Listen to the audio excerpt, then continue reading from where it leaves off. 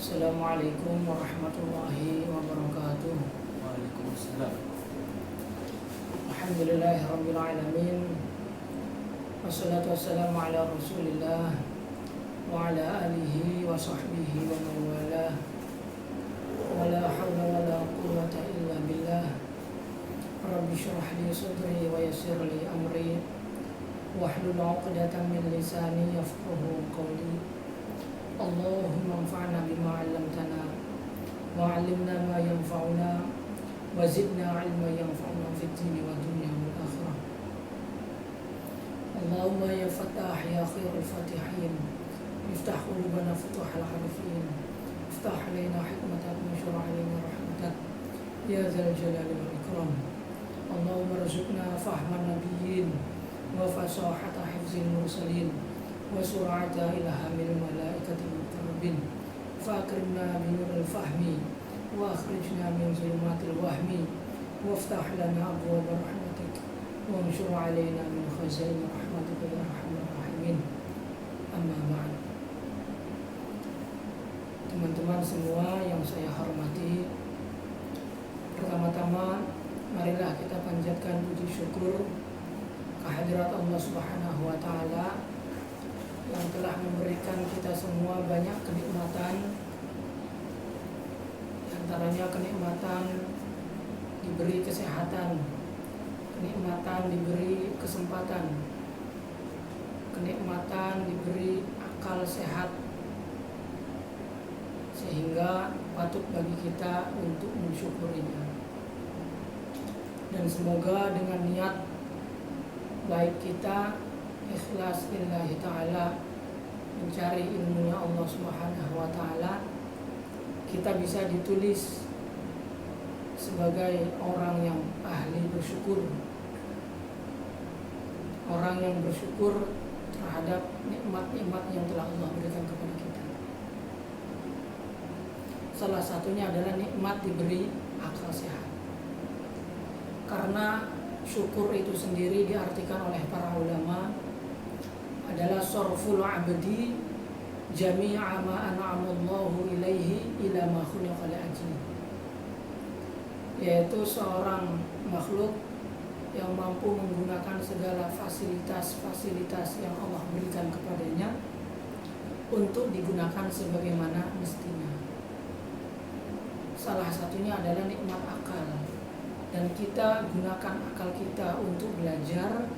Itu salah satu daripada bentuk rasa syukur kita kepada Allah Subhanahu wa ta'ala.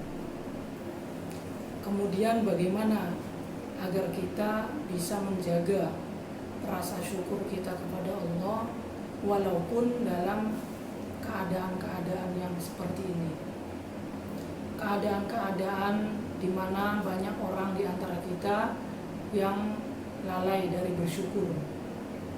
Malah mungkin banyak yang mengeluh karena keadaan yang seperti ini, sedang dilanda bencana COVID-19 ini. Namun kita masih bisa bersyukur kepada Allah Subhanahu wa ta'ala. Semoga kita benar-benar bisa ditulis sebagai orang yang ahli bersyukur. Kemudian bagaimana cara agar kita bisa menjaga rasa syukur kita ini kepada Allah?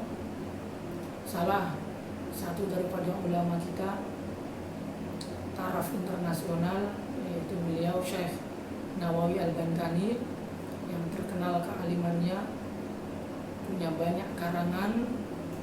Dari tafsir yang terkenal itu Murrah Labid atau tafsir Munir, fikihnya kita kenal banyak, Safinatun Najah, kemudian syarah Fathul Mu'in, itu juga Nihayatul Zain, ada Riyadul Badai dan sebagainya. Dan salah satu karya beliau lagi itu ada Nashihul Ibad. Nah, di dalam kitab ini beliau menasihatkan kepada kita, memberikan nasihat kepada kita agar senantiasa bisa menjaga rasa syukur kita kepada Allah ini.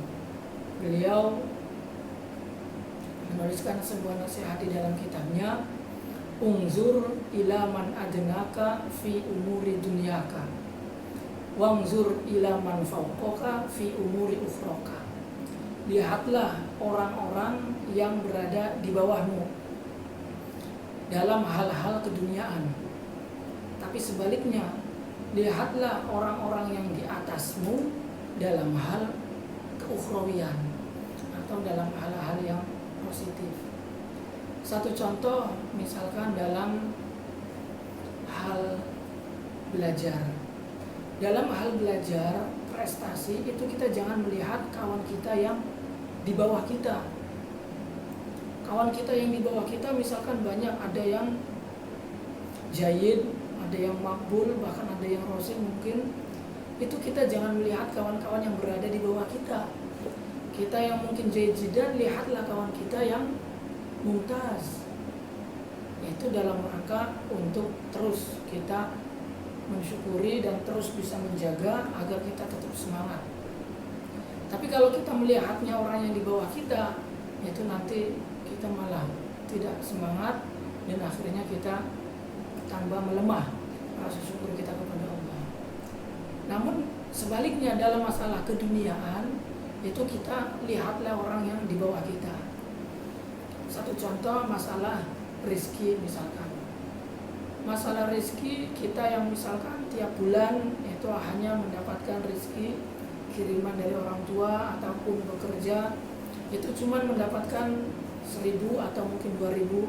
Itu jangan melihat kawan kita yang penghasilannya di atas kita 3.000, 4.000, itu nanti kita malah tidak bersyukur, malah justru kita akan hasud terus kepada kawan-kawan kita itu. Tapi kita lihat kawan-kawan kita yang lainnya yang mungkin penghasilannya di bawah daripada kita. Ada yang 1.000, ada yang mungkin 500, atau mungkin bahkan banyak yang lebih kurang daripada kita. Yaitu agar rasa syukur kita senantiasa terjaga, tidak goyah. Karena syukur ini tidak ada batasnya. Terus senantiasa kita bersyukur kepada Allah Subhanahu wa taala. Alhamdulillahirabbil alamin. Kita insyaallah akan memulai program ini, yaitu daurah mutun an-nahwiyah. Namun sebelumnya perlu untuk kita ketahui bersama bahwa program ini memiliki objek kajian ataupun target pencapaian dan juga mempunyai tujuan ya atau manfaat yang mungkin bisa kita terima. Nah, itu kita sebelum memasuki ataupun mengikuti, tentu kita harus paham terlebih dahulu apa sebenarnya target daripada pencapaian daurah ini dan kemudian apa yang bisa kita dapatkan dari program ini. Itu setidaknya dua hal itu perlu untuk kita ketahui terlebih dahulu.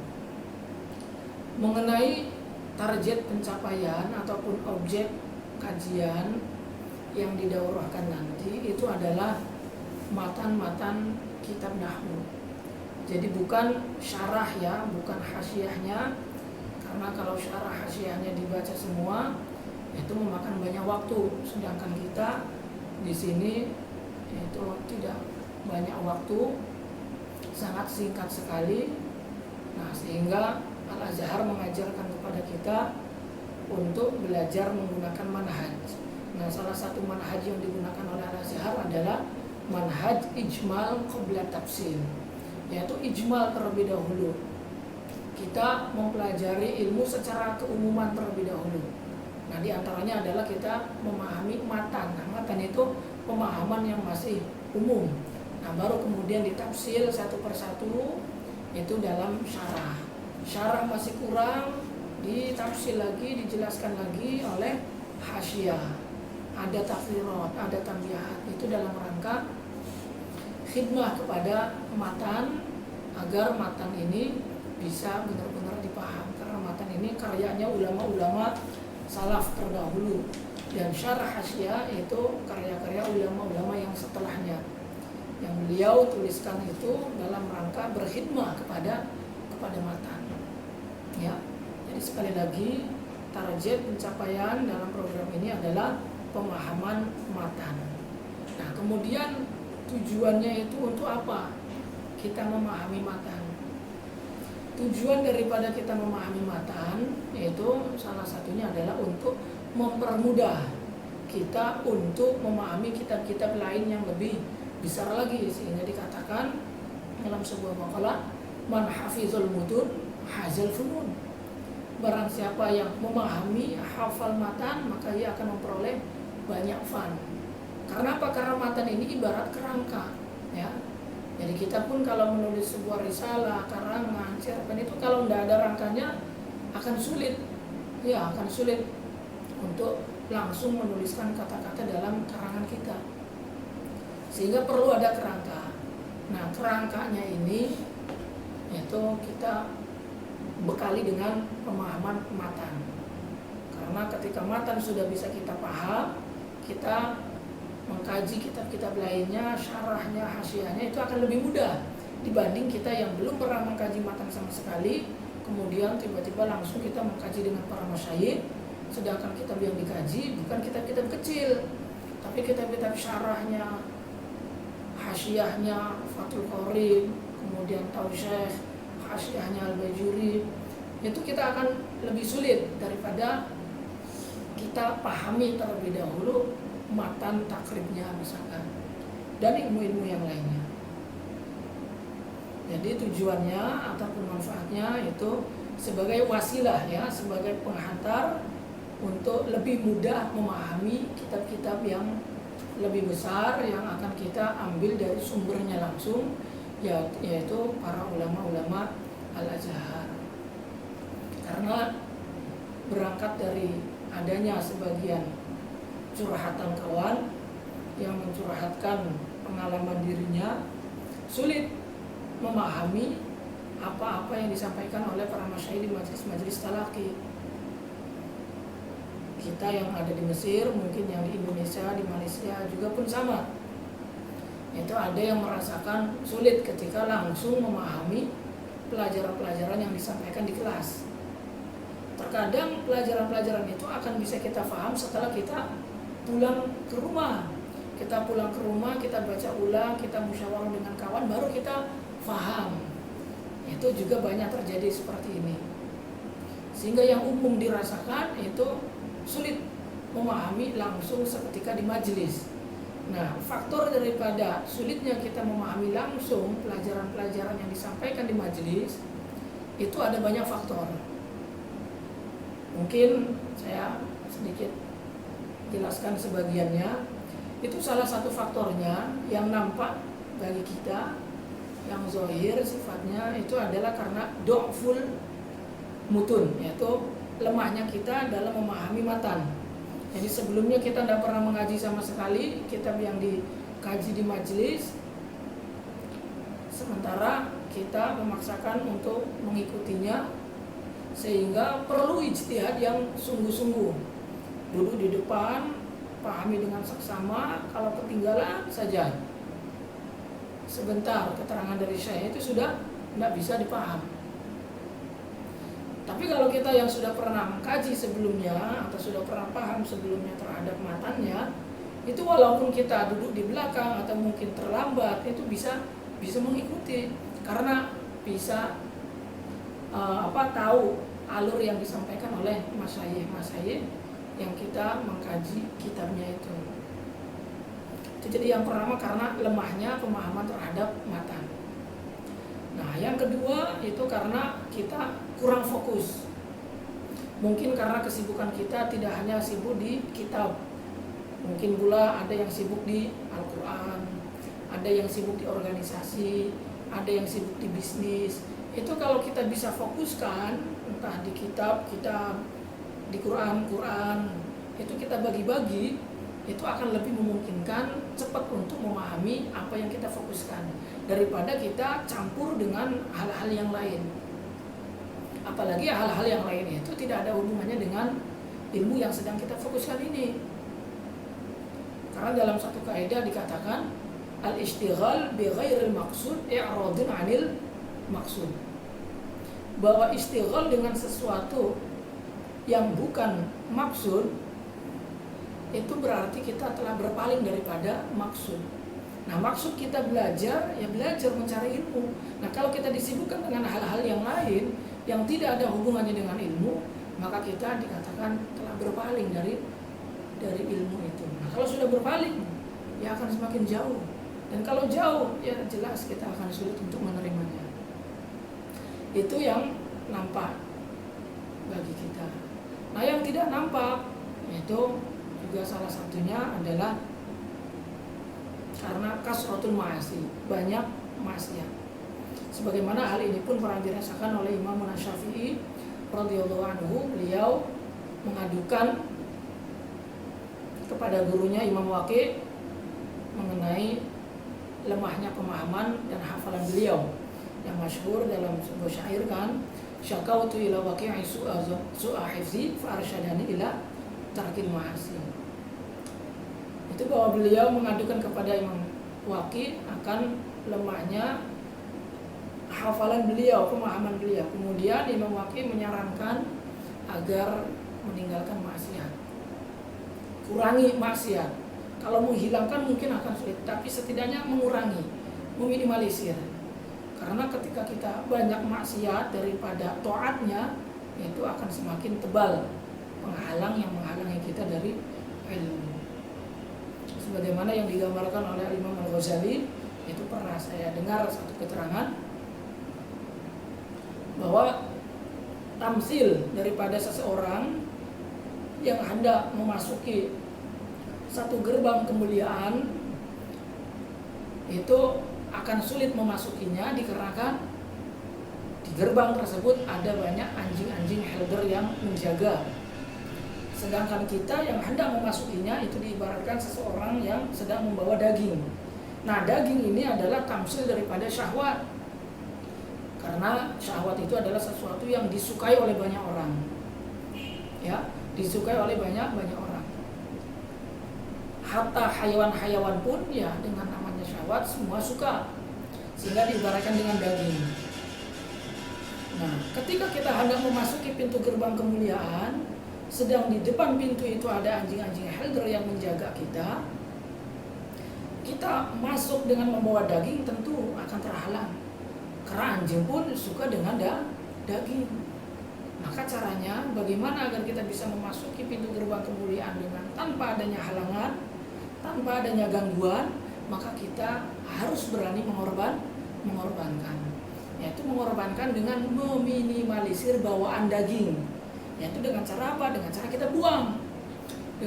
buang. Nah, walaupun belum bisa kita buang seluruhnya.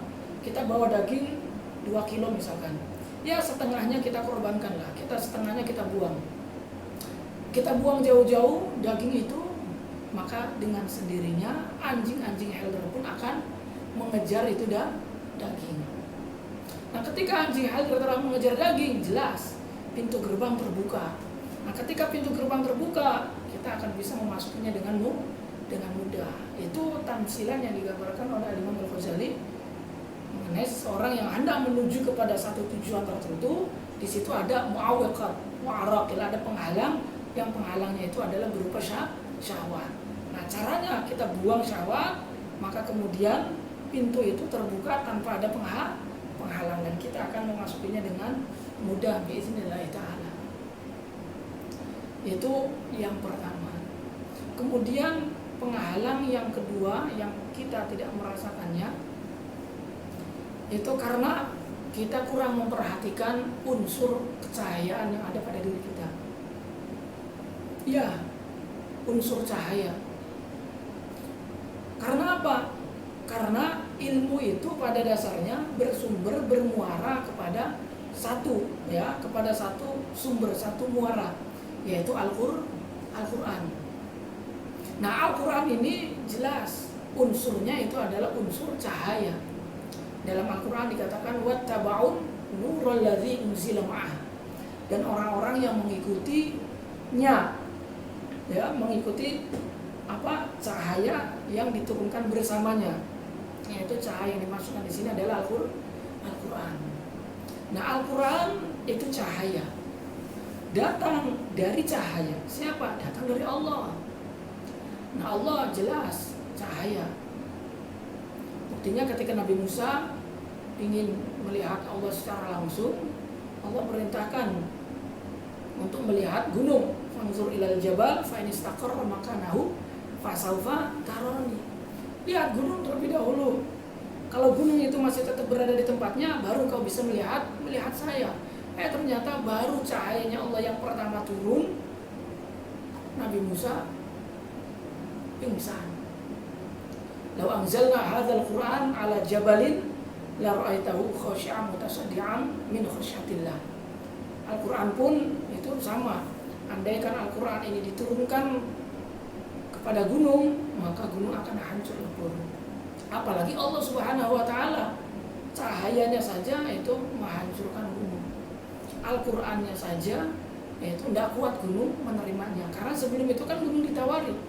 Inna aradnal amanati 'ala samawati wal ard wal jibal fa abaina ayahmilnaha wa ashfaqna minha wa hamalaha al-insanu innahu kana zaluman jahula. Itu tidak mampu menerima amanah menjadi khalifah dengan menerima Al-Qur'an. Tidak mampu, karena kalau dipaksakan diturunkan kepada gunung dan gunung tidak mampu menerimanya, akan hancur gunung itu. Sehingga perlu orang yang kuat, ya, orang kuat yang mampu menerima Al-Qur'an yang berupa cahaya, datang dari Allah yang juga berupa cahaya. Maka yang menerima pun harus berupa cahaya, yaitu baginda Nabi besar kita Muhammad sallallahu alaihi wasallam. Jelas Nabi Muhammad pun cahaya, sebagaimana yang kita lantunkan dalam berzanji setiap malam Jumat, anta syamsun, anta badrun, anta nurun fawqa nur. Engkau cahaya di atas cahaya, cahaya di atas cahaya. Sehingga Nabi Muhammad ketika menerima Al-Quran, jangankan pingsan, jangankan hancur, pingsan pun Nabi Muhammad tidak. Hanya gemetar, kaget. Nah, itu tidak mengurangi kekurangan ataupun kewibawaan Nabi Muhammad sendiri sebagai Rasul dan Nabi Allah Subhanahu wa taala. Nah, setelah kita mengetahui Al-Quran sumbernya segala ilmu berupa cahaya, datang dari sesuatu yang berupa cahaya, diterima oleh sesuatu yang berupa cahaya, maka kita sebagai umatnya yang berharap untuk mendapatkan ilmu yang berupa cahaya, datang dari cahaya, diterima oleh cahaya, maka kita pun harus memenuhi diri kita dengan cahaya. Nah, bagaimana caranya agar kita bisa memenuhi diri kita ini dengan cahaya? Nah, di sini ada banyak cara yang diajarkan oleh baginda Nabi besar kita Muhammad SAW. Itu salah satunya adalah dengan kita memperbanyak berpuasa. Karena apa? Karena dengan kita memperbanyak puasa, itu perut kita dibiarkan kosong, jauf kita kosong. Nah, ketika jauf kita itu kosong, maka kekosongan jauf kita akan diisi dengan cahaya-cahaya ilahi. Dalam sebuah hadis dikatakan, iza akhalar rajulu at-ta'ma muli'a jawfuhu nuron. Ketika seseorang itu meminimalisir makanan, dalam arti banyak berpuasa, maka muli'a jawfuhu nuron, maka jaufnya itu akan diisi, dipenuhi dengan cahaya. Nah, ketika perutnya sudah diisi dengan cahaya, maka la yaqbalun nura illa huwa nur. Tidak ada sesuatu yang bisa menerima cahaya kecuali sesuatu itu berupa cahaya. Sehingga ulama-ulama Jawa khususnya, itu kita tahu di tiap tahun di bulan Ramadan ada program istilahnya Balagh Ramadan, ya, atau pengajian pasaran, yaitu mengkaji kitab-kitab yang umumnya dikaji bertahun-tahun lamanya, tapi khusus di bulan Ramadan itu para ulama kita mengkaji kitab-kitab itu hanya dalam kurun waktu yang sangat singkat, maksimal 1 bulan, bahkan ada yang kurang dari 2 atau kurang dari 1 bulan. Kenapa bisa seperti ini? Itu salah satunya karena mereka, beliau-beliau para ulama kita betul-betul meyakini bahwa para santri, para pelajar di bulan Ramadan itu akal pikirannya, otaknya sedang dalam keadaan cerdas-cerdasnya. Karena apa? Karena perutnya kosong, jaufnya kosong dan penuh dengan cahaya, maka ketika disuplai dengan banyak ilmu pengetahuan pun itu akan mudah untuk diterima. Karena apa? Karena sudah dipenuhi dengan cahaya. La yaqbalu nura illa huwa nur. Tidak ada yang bisa menerima cahaya kecuali sesuatu itu berupa cahaya. Gunung bukan cahaya, yang tidak akan bisa menerima. Tapi Nabi Muhammad yang berupa cahaya mampu menerimanya dan mampu menyatu dengannya. Itu ya. Nah, kemudian cara yang kedua, selain dengan cara berpuasa, kita pun diajarkan dengan cara memperbanyak wudhu. Makanya kita yang hendak melakukan aktivitas-aktivitas yang positif, apalagi yang bernilai ibadah, belajar, yaitu diusahakan untuk berwudhu. Lebih-lebih kalau kita bisa tajdid wudhu, ya, artinya kita masih punya wudhu, kemudian wudhu lagi. Itu karena dalam satu hadis pun dikatakan al-wudu alal wudu nurun ala nur. Wudu di atas wudu itu artinya tajdid, itu nurun ala nur, cahaya di atas cahaya. Nah, insya Allah ketika diri kita telah dipenuhi dengan cahaya, kita niat untuk menerima ilmu yang berupa cahaya, insya Allah akan menyatu dengan mudah, ya. Itu mungkin yang sedikit untuk perlu kita ketahui sebelum program ini kita mulai. Teman-teman semua yang saya hormati, kemudian selanjutnya saya pun ingin menyampaikan bahwa sebagaimana tujuan ataupun target pencapaian daripada program ini adalah untuk pemahaman, ya, membantu pemahaman terhadap ilmu yang akan kita kaji lebih dalam lagi. Dan pemahaman ini itu kita harus mengetahuinya pula bahwa pemahaman ini terbagi kepada dua. Ada pemahaman terhadap ilmu, ada pemahaman terhadap maklumat. Karena kita mayoritas Azhari, maka harus tahu akan hal ini.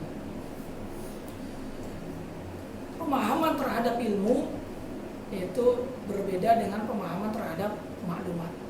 Ada orang yang tipenya hanya memperhatikan maklumat. Ada orang yang tipenya hanya memperhatikan ilmu. Ada orang yang tipenya dua-duanya. Ilmunya iya, maklumatnya iya. Nah, dari ketiganya ini yang paling bagus, yang paling baik, yang paling kuat itu adalah tipe yang ketiga. Yaitu tidak hanya memperhatikan maklumat, tapi juga ilmunya dia mengerti sehingga bisa memadukan antara keduanya. Namun ada yang hanya maklumat, yang penting hafalan, baca tanpa bisa mengambil, ya, tanpa bisa mengambil rumus utamanya, kaidah dasarnya, manhajnya, metodologinya. Itu tipe yang pertama. Tipe yang kedua, yang penting saya tahu gambaran umumnya, yang penting saya tahu metodenya. Adapun hafalan secara rincinya itu ya sambil berjalan membaca saja. Itu ada tipe yang kedua seperti itu. Ada yang ketiga, tiga-tiganya ilmunya diperhatikan, maklumatnya juga diperhatikan. Nah, di sini ada perbedaan antara ilmu dengan maklumat. Dalam hal ini Syekh Ali Jum'ah itu pernah menjelaskan mengenai al-manhaj yang dikutip oleh salah satu muridnya Syekh Mustafa Azhari, yang kemudian beliau tulis dalam kitabnya Turuqul Manhaji, itu bahwa ilmu adalah al-manhaj wal adawat. Sedangkan maklumat itu adalah qiraatun min huna ila huna, mujarradul qiraah. Jadi kalau ilmu itu adalah manhaj, metodologi dan perangkat-perangkatnya. Sedangkan maklumat itu hanya bacaan dari halaman ini sampai ke halaman ini. Tidak mengetahui manhajnya, tidak mengetahui metodenya. Sehingga manhaj ilmi atau manhaj ilmu dalam belajar itu juga perlu untuk kita perhatikan. Sehingga pemahaman yang kita dapatkan itu juga bisa sempurna. Pemahamannya itu luas, sehingga tidak terbatas pada apa yang kita hafal, tapi kita bisa bisa mengkaitkan atau mengkiaskan, menganalogikan dengan masalah-masalah yang lain yang kita belum hafal, namun kita punya rumusnya, punya metodenya. Ibarat kita mencari ikan itu kalau kita dengan menggunakan alat, dengan menggunakan metode ada mesinnya, itu akan lebih mudah, akan lebih praktis daripada kita mencari ikan secara manual. Itu lebih memberatkan bagi kita. Nah, manhaj Al-Azhar itu mengajarkan manhaj ilminya. Nah, di mana manhaj ilmi ini didefinisikan oleh beliau Syekh Ali Jum'ah yang dikutip oleh Syekh Mustafa Ridho dalam kitabnya Turukul Manhaji adalah ru'yatun kulliyatun yang batiku 'alaiha al-ijra'at. Ya. Jadi manhaj ilmi, manhaj belajar ilmu itu adalah ru'yah kulliyah, yaitu pandangan yang kulli, yang universal, pandangan yang umum, luas, tidak terbatas atau tidak sempit pemahamannya. Yang batiku 'alaiha al-ijra'at, yang memunculkan adanya ijra'at ataupun faktor-faktor yang perlu untuk dilalui, yang perlu untuk dilakukan untuk menghasilkan ru'yah kulliyah itu. Nah, faktor-faktor ataupun amali-amali yang dapat menghasilkan ru'yah kulliyah itu ada 5 tahapannya. Ya, 5 tahapan ini itu yang pertama adalah talaki. Talaki itu menerima ilmu dari masyayikh. Kita ikuti kajian-kajian, majelis-majelis ilmi, itu talaki. Nah, di dalam talaki itu ada target. Jangan hanya talaki, hanya mengharapkan keberkahan saja. Kalau keberkahan jelas, jangan kita ragukan. Insya Allah kita akan mendapatkan berkahnya masyayikh. Tapi yang lebih penting lagi itu ada hasil yang bisa kita rasakan. Apa hasil yang bisa kita rasakan? Hasil yang bisa kita rasakan secara nyata, zahir, tanpa terasa, itu adalah pemahaman. Paham apa tidak apa yang kita pelajari di talaki itu. Karena tahapan yang kedua setelah talaki itu adalah al-fahmu, pemahaman. Nah, setelah pemahaman itu pun ada tahapan-tahapan yang setelahnya. Ada tahapan kemudian tahlil. Tahlil itu mengklasifikasikan ataupun menguraikan statusnya unsur-unsur daripada maklumat yang kita dapatkan. Nah, setelah ditahlil kemudian turun lagi ke bawah, atau tahapan yang selanjutnya itu kita mampu untuk mentajrid. Tajrid itu memisahkan itu mengkategorikan. Ini kategorinya masuk kemana, ini kategorinya masuk kemana, itu mengkategorikan. Nah, setelah tahlil, tajrid, baru kemudian tasghil atau natijahnya.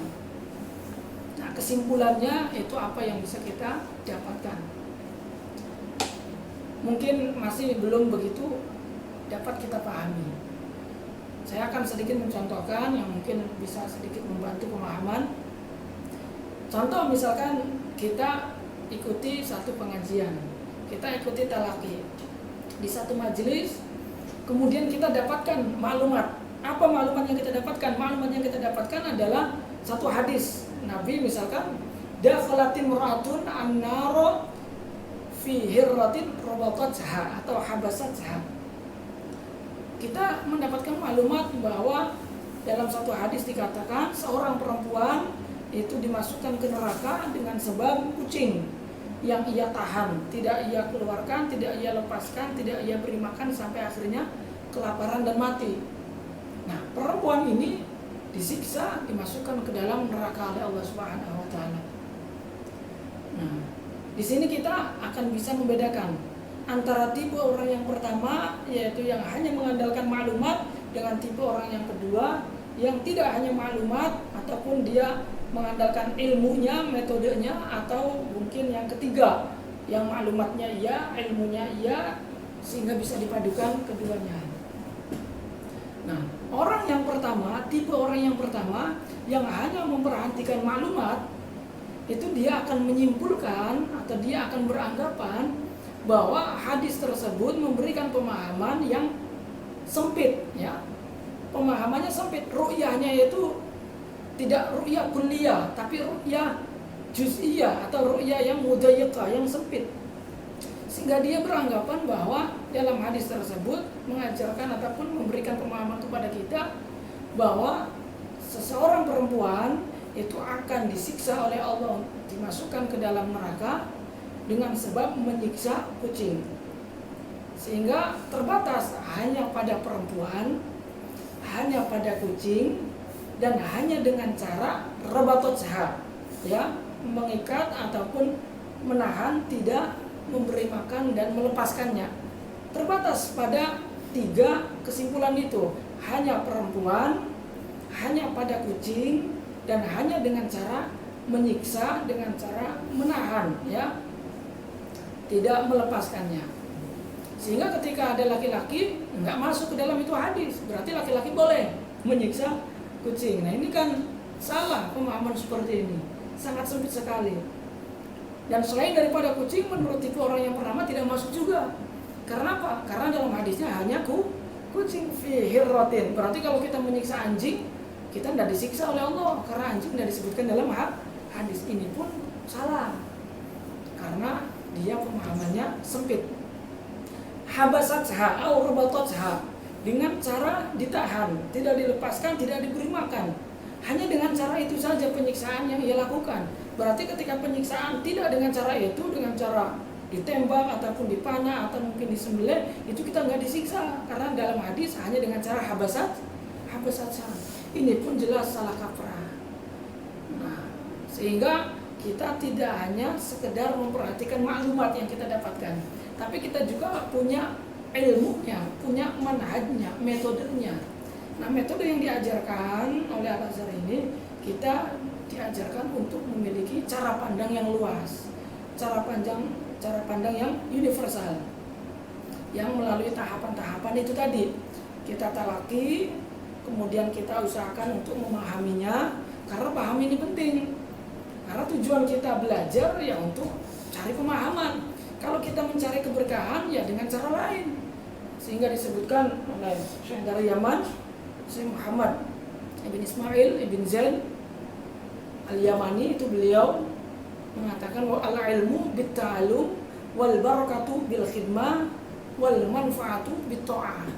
Jadi kalau ingin mendapatkan ilmu ya dengan cara belajar, ingin mendapatkan berkah dengan cara khidmah, ingin mendapatkan manfaat dengan cara taat kepada ilmu, taat kepada guru, taat kepada ahlinya ilmu, dan lain sebagainya. Jadi pemahaman penting. Nah, pemahaman kemudian kita tingkatkan lagi, kita mampu untuk mentahlil. Setelah tahlil kita tajrid, setelah tajrid baru kita tashil. Nah, tipe orang yang pertama seperti itu, cara pandangnya sempit. Nah, sedangkan tipe orang yang kedua, dia akan lebih dakik pemahamannya. Bagaimana cara pemahaman orang yang kedua? Cara pemahaman orang yang kedua seperti ini. Dakhalat imra'atun. Imra'atun ini dia tahlil terlebih dahulu. Uraikan. Imra'atun ini secara tarkib nahwunya dia sebagai apa ya? Dia pahami, oh imra'atun ini sebagai fa'il. Dakhalat imra'atun sebagai fa'il, ya fa'il, tulis fa'il. Kemudian dia pahami lagi unsur-unsur yang lainnya. Setelah fa'il ada maf'ul, mana ya kira-kira maf'ulnya? Oh ya fihi rotin. Fihi rotin ini sebagai maf'ulnya dengan menggunakan bantuan huruf jar, karena fi'ilnya lazim dimuta'addikan dengan huruf jar. Berarti fihi rotin ini maf'ul. Ya, fihi rotin maf'ul. Kemudian pahami lagi unsur selanjutnya apa? Rabatatha atau habasatha. Habasatha atau rabatatha ini dia masuknya statusnya dia sebagai fi'il, pekerjaan, yaitu pekerjaan. Pekerjaan apa? Pekerjaan iza, yaitu menyakiti atau menyiksa. Sehingga dengan pemahaman beliau yang seperti ini, itu akan memberikan ru'yah kulliyah.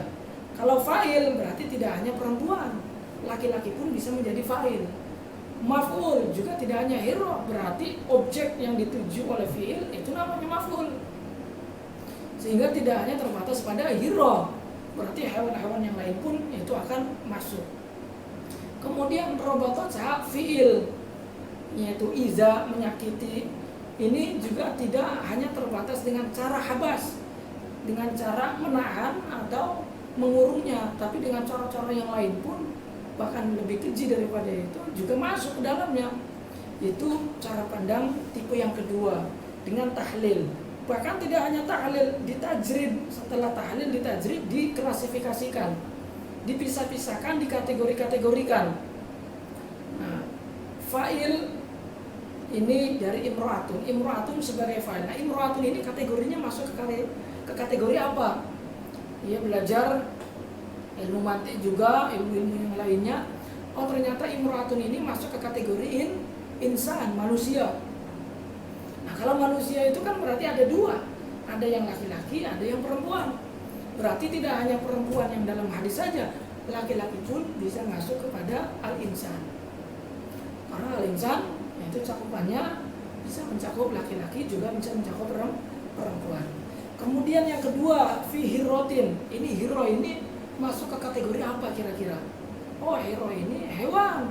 Berarti ya tulis pemahamannya bahwa hiro ini tidak hanya hiro, tapi pemahamannya bahwa hiro ini masuk ke dalam kategori hayawan. Nah, kalau hayawan tidak hanya hiro, berarti hewan-hewan yang lain pun itu bisa masuk ke dalam kategori hadis.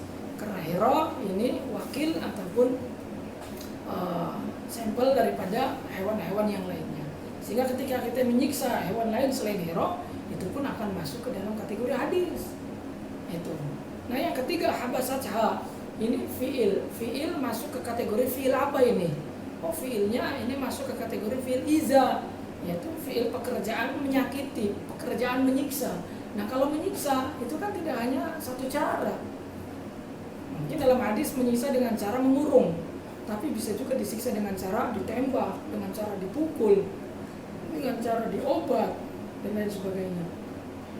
Nah, setelah dia melalui tahapan-tahapan tahlil, tajrid, maka kemudian tipe orang yang kedua ini dapat menyimpulkan, oh iya, berarti ternyata hadis ini tidak memberikan pemahaman yang sempit, tidak hanya perempuan, tidak hanya hero, tidak hanya dengan cara ditahan, dikurung, tapi memberikan pemahaman ru'yah yang kulliyah, pemahaman yang umum, yang universal, sehingga dia menyimpulkan bahwa hadis itu memberikan pemahaman annal insan itu sayu'aqabu bil iza, bahwa annal insan sayu'aqabu bil iza, bahwasanya seorang manusia ini akan disiksa, ya, bidukhulihi annar. Jadi annal insan ini akan disiksa dengan dimasukkan ke dalam neraka dengan menyiksa hewan, ya, dengan menyiksa hewan. Sehingga pemahamannya lebih umum, manusia, hayawan, dan penyiksaan. Manusia mencakup laki perempuan, hewan mencakup kucing dan lain sebagainya, penyiksaan juga mencakup pengurungan, kemudian penembakan dan lain sebagainya, itu pun masuk ke dalam kategori penyiksaan.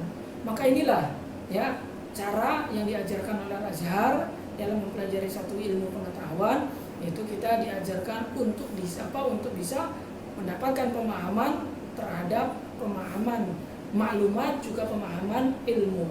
Tidak hanya maklumat kita hafalkan bacaan, tapi kita pula bisa menyimpulkan dengan penyimpulan yang kulli, penyimpulan yang umum, yang luas, dengan metode-metode yang diajarkan oleh guru-guru kita. Itu mungkin salah satu hal pula yang mungkin perlu untuk kita ketahui sebelum kita memulai program ini, ya. Teman-teman semua yang saya hormati, selanjutnya sebelum kita mengawali materi kita dengan mengkaji kitab pertama kita, yaitu Awamil Mi'ah lil Jurjani, sebelumnya kita pun perlu untuk mengetahui hal yang menjadi kesunahan para ulama, perilaku-perilaku yang biasa dilakukan oleh para ulama, yaitu beliau ulama-ulama kita sebelum mempelajari satu ilmu tertentu, itu beliau wajib untuk mengetahui terlebih dahulu atau menyebutkan terlebih dahulu al-muqaddimah al-ilm, muqaddimah ilmu. Muqaddimah ilmu ini Tusamma bi al-mabadi al-ashrah likulli fannin ya. Mabadi ashrah, dasar-dasar ilmu yang ada 10 setiap daripada disiplin ilmu pengetahuan. Salah satunya adalah disiplin ilmu nahwu. Nah, ilmu nahwu itu pun punya mabadi al-ashrah yang dikumpulkan dalam sebuah bait oleh As-Subban dalam syairnya, inna mabadi kulli fannin ashrah al-haddu wal mawdu'u summa thamra wa fadluhu wa nisbatun wal wadi'u wal ismu wal istimdadu hukmu asy-syari'u masailu wal ba'du bil ba'di tafa wa man darul jami'a haza asyarafa. Yang pertama yang perlu untuk kita ketahui adalah definisi. Apa definisi daripada ilmu nahwu? Ilmu nahwu adalah ilmu yang dengan ilmu tersebut itu kita bisa mengetahui ahwalu awakhiril kalim i'raban wa binaan, yaitu ilmu yu'rafu bihi ahwalu awakhiril kalim i'raban wa binaan, yaitu satu ilmu yang dengan ilmu tersebut kita dapat mengetahui kondisi akhir daripada setiap kalimat i'raban wa binaan.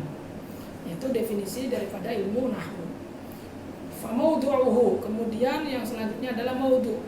Tema kajian ilmu nahwu itu seputar apa? Nah, ilmu nahwu ini mempelajari seputar kalimat-kalimat Arabiyah yang ada 3, isim, fi'il, huruf. Itu semuanya adalah objek-objek kajian daripada ilmu nahwu. Kemudian setelah maudhu, summa samrah. Itu kemudian samrah, apa keutamaan ataupun manfaat daripada mempelajari ilmu nahwu? Manfaat mempelajari ilmu nahwu itu banyak manfaat. Salah satunya yang terpenting adalah untuk membantu memahami Al-Quran dengan baik, memahami hadis dengan baik. Itu butuh dengan ilmu nahwu. Nah, kedua, mampu menjaga lisan kita dari kesalahan dalam berucap, agar apa yang kita ucapkan sesuai dengan apa yang kita kehendaki. Jangan sampai kita mengucapkan sesuatu sementara sesuatu yang kita ucapkan berlainan dengan apa yang kita kehendaki. Nah, ini juga akan terjadi ketika kita tidak menggunakan ilmu nahwu, sebagaimana yang dialami oleh Abu Aswad Ad-Dauli, peletak dasar ilmu nahwu ini, di mana beliau pada suatu malam pernah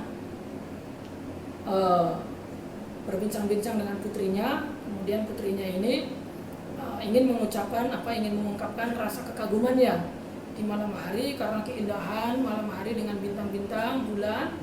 Akhirnya perempuannya ini atau putrinya ini mengeluarkan kata-kata kekagumannya, ucapan kekagumannya, ma ajmalas sama, ma ajmalu as-samai, dengan merofakkan ajmal ya, ma ajmalus samai. Kemudian didengar oleh ayahnya dan ayahnya langsung menanggapi an-nujum, karena ayahnya memahami bahwa yang dikatakan oleh putrinya itu adalah perkataan istifham, ingin menanyakan apa yang paling indah di langit pada malam hari ini. Akhirnya dijawablah sama ayahnya ini, ajmalus sama an-nujum, ya, yang paling indah di langit ini itu adalah bintang-bintang yang membuat langit menjadi indah. Kemudian langsung dibantah oleh putrinya ini, bukan itu ayah yang saya kehendaki, tapi saya mengucapkan kata ini ingin mengungkapkan rasa kekaguman saya di malam hari dengan keindahan bintang-bintang ini. Akhirnya sang ayah kan bingung, bergumam di dalam hatinya, kok bisa mengungkapkan kekaguman dengan menggunakan redaksi seperti itu, ma ajmalu sama, yang beliau memahaminya bahwa ma ajmalu sama itu adalah ungkapan istifham. Kalau ingin mengungkapkan ta'ajub, maka tidak ma ajmalu samai, tapi menggunakan nasab, ma ajmalas sama. Itu dengan menggunakan nasab, maka baru yang dipaham itu adalah ungkapan ta'ajub. Nah, ini kan akan meresahkan ketika kita tidak menggunakan ilmu nahwu, sehingga setelah kejadian ini beliau sowan kepada Sayyidina Ali, mengaturkan kejadian-kejadian yang pernah beliau rasakan. Kemudian Sayyidina Ali memerintahkan kepada beliau untuk mendikte untuk menuliskan materi-materi ataupun teori-teori dasar ilmu nahwu. Kemudian beliau tulis dan akhirnya disempurnakan sampai akhirnya jadilah ilmu nahwu sebagai satu disiplin ilmu tertentu, ya. Itu adalah samroh daripada mempelajari ilmu nahwu. Kemudian selanjutnya haddu wal mawdu'u tsumma thamar wa fadluhu. Keutamaan ilmu nahwu. Keutamaan ilmu nahwu jelas sangat utama. Kenapa? Karena keutamaan ilmu nahwu ini dia bisa menjadi wasilah penghantar untuk memahami ilmu yang lebih utama lagi atau disebut dengan ilmu maqasid. Jadi ilmu maqasid itu kan ada 3, syariah, akidah, dan tasawuf. Dalam syariah itu mengatur tata cara kita beribadah kepada Allah. Ilmu-ilmu hal, kita sebagai umat manusia berkewajiban ibadah. Berarti hal kita sedang mendapatkan kondisi tertuntut, tertaklif untuk melaksanakan ibadah. Maka ilmu mempelajari ibadah itu wajib bagi kita. Karena itu termasuk ke dalam kategori ilmu hal. Afdalul ilmi ilmul hal wa afdalul amal hifzul hal. Itu dalam ta'lim diterangkan seperti itu. Berarti mempelajari ilmu fikih ini wajib bagi kita. Wajib sebatas kita mampu mengerjakan kewajiban-kewajiban ibadah kita kepada Allah. Nah, ilmu fikih atau ilmu syariah itu semuanya ada dalam Al-Quran. Nah, Al-Quran kalau tidak dengan bantuan hadis tidak akan bisa dipaham. Maka Al-Quran butuh bantuan hadis. Hadis kalau tidak bantuan dengan ilmu-ilmu hadis, tafsir juga kalau tidak dibantu dengan ilmu Quran juga kalau tidak dibantu dengan ilmu-ilmu tafsir juga akan sulit. Maka untuk memahami Al-Quran butuh hadis, untuk memahami hadis butuh kitab-kitabnya para ulama. Nah, kitab-kitabnya para ulama ada ulumul Quran, ada ulumul hadis, ada ilmu fikih, ada ilmu usul fikih, ada ilmu kaidah fikih dan lain sebagainya. Nah, semua ilmu-ilmu itu dengan menggunakan bahasa Arab. Nah, kita tidak bisa membaca dan memahami kitab-kitab yang berbahasa Arab kecuali dengan kita memahami tata cara membaca bahasa Arab atau disebut dengan gramatikal bahasa Arabnya. Nah, gramatikal bahasa Arabnya itu salah satunya adalah ilmu nahwu. Bahkan ilmu nahwu menjadi pokoknya ayah daripada semua ilmu.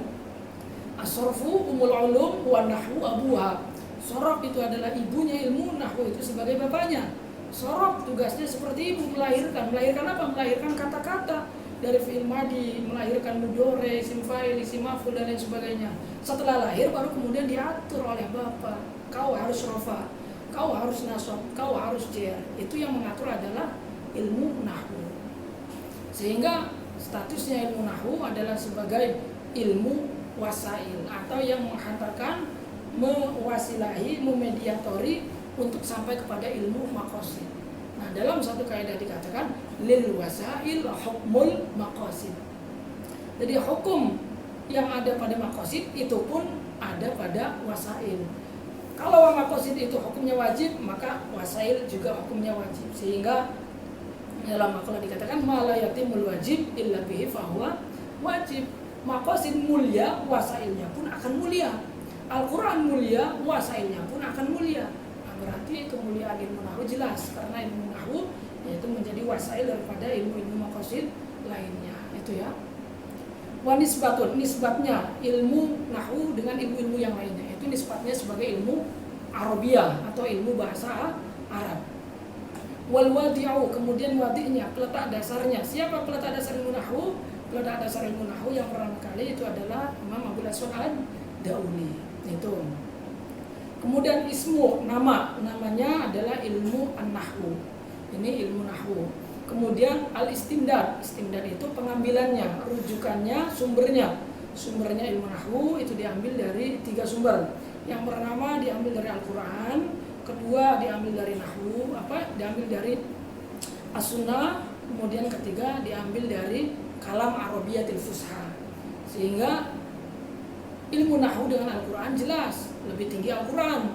Sehingga tidak bisa kita bentur-benturkan. Kenapa Al-Quran kau ini dirofakan misalkan ya, kan ada juga gharibatul Al-Quran itu. Kenapa ini Al-Quran kau seperti ini? Enggak sesuai dengan ilmu nahwu. Ya, kamu enggak boleh menyamakan Al-Quran dengan ilmu nahwu karena derajatnya Al-Quran itu lebih tinggi daripada derajatnya ilmu nahwu. Sumbernya nahwu itu dari Al-Quran. Sehingga ketika kita menemukan hal-hal yang muskil, yang gharib dalam Al-Quran secara kenahwuan, itu kita tidak bisa dikiaskan dengan ilmu nahwu karena tingkatannya Al-Quran itu sudah paling tinggi sehingga tidak bisa kita mengkiaskan dengan sesuatu yang di bawahnya, tidak selevel, ya, tidak sederajat. Itu istimdadnya. Kemudian selanjutnya ada al-hukmu asy-syar'i, hukum mempelajari. Hukum mempelajari ilmu nahwu ini hukumnya adalah fardu kifayah untuk mempelajari secara detail. Nah, wajib ain bagi kita ketika kita berkewajiban untuk melakukan kewajiban-kewajiban lainnya. Ya, salah satunya kita sebagai mukallaf berkewajiban untuk mempelajari ilmu fikih. Nah, ilmu fikih kita butuh ilmu lainnya, salah satunya adalah ilmu nahwu. Maka masuk ke kategori ma la yatimul wajib illa bihi fahuwa wajib, ya. Itu hukum mempelajari ilmu nahwu. Nah, kemudian yang terakhir masail adalah masalah-masalah yang ada dalam ilmu nahwu. Yaitu ilmu nahwu semuanya membahas masalah-masalah kalimatul arabiyah yang akan kita ketahui semua, akan kita kaji semua dalam ilmu nahwu, dari mulai bab kalam terus sampai bab mafhudatul asma.